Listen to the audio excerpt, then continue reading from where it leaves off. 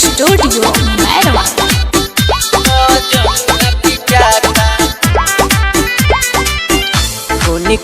के माना कईनी जनुआ के बड़ी समझनी मानल ना बात हमार ओकरा तो रहे बेचैनी होता बवाले ही जा सोची सोच दिया घबराता आंगना में गहना पय छत छिटाता दुआरा मजनुआ पिटाता आंगना में गहना पय छत छिटाता दुआरा मजनुआ पिटाता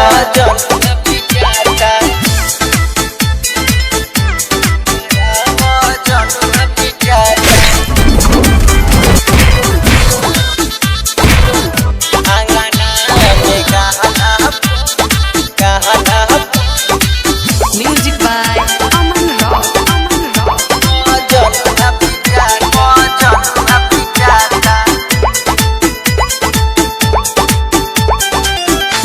रहे मोटी को रे जहिया जोरे जोरे से रोते रहे और हनी के कोडवा अपना लोरवा से धोते रहे रहे मोटी को रे जहिया जोरे जोरे से रोते रहे और हनी के कोडवा अपना लोरवा से धोते रहे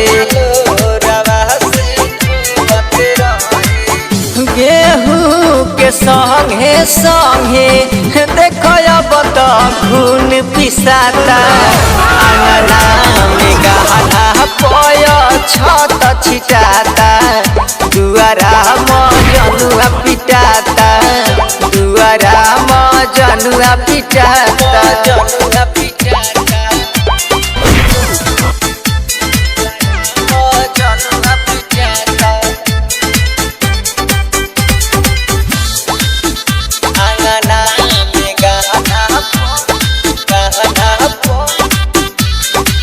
म्यूजिक बाय अमन रॉक।